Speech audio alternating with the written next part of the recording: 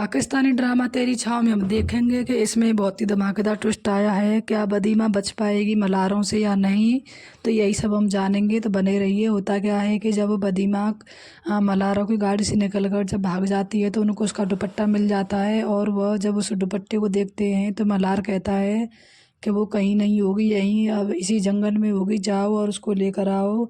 और वो खुफिया जानकारी करने के लिए पुलिस की लड़की होगी कोई, इसी चक्कर में उसको जो है पकड़ते हैं, तो वो गैरहोश होकर बेहोश होकर गिर जाती है। फिर उसको देखते ही वो दौड़ने लगती है और मल्हार के आदमी जो है चारों तरफ फैल जाते हैं।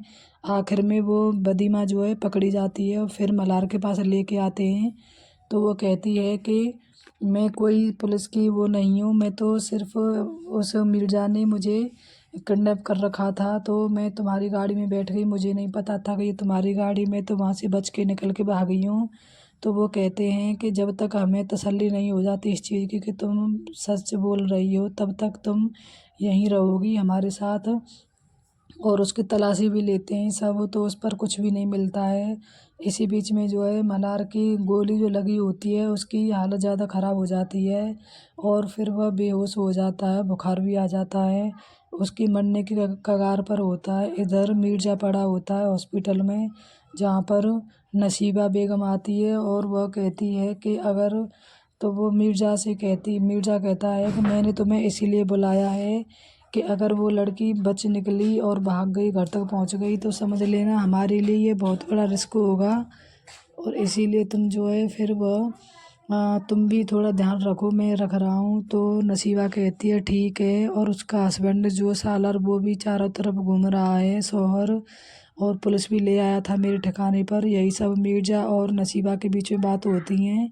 फिर इधर देखते हैं कि जब मल्हार की तबीयत ख़राब होती है तो इस पर बदीमा कहती है कि इसको डॉक्टर की ज़रूरत है और डॉक्टर लेके आओ। तो वो कहते हैं कि डॉक्टर यहाँ कहाँ से आएगा, हमें पुलिस पकड़ लेगी, हम नहीं जा सकते हैं।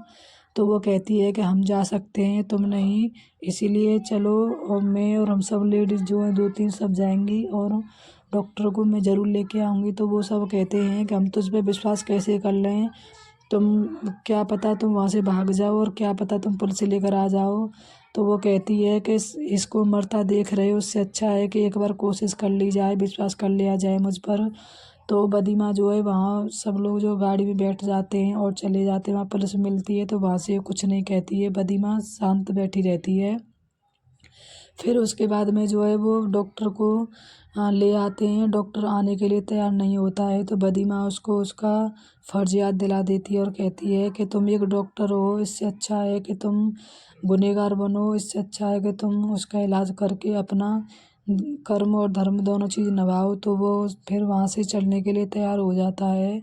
और इधर जो है सालार बहुत परेशान है, वह पुलिस वालों के साथ बैठकर बात करता है और कहता है कि मुझे एक फेवर चाहिए, जो नसीबा के जो पिछले रिकॉर्ड हैं वो उसका मुझे पता दे दो। तो वो पुलिस वाले कहते हैं कि हम ये नहीं कर सकते हैं तुम्हारे साथ, क्योंकि तुम आम इंसान हो, हम पुलिस वाले जो हैं ऐसे हम किसी की खुफिया जानकारी नहीं देते हैं।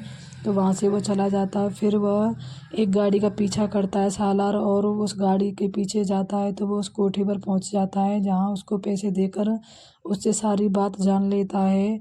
तो वो कहती है कि तुम्हारी बीवी जो है यहाँ से मुल्क से बाहर नहीं गई है, क्योंकि मुल्क से बाहर जो लड़कियाँ जाती हैं वो मेरे बीच में होकर जाती हैं, और मेरे बीच में होकर कोई भी लड़की नहीं गई है, तो इसीलिए तुम्हारी बीवी यहीं है। तो वो ये सब जानकारी लेने के बदले पैसे लेती है और सालर वहाँ से आ जाता है।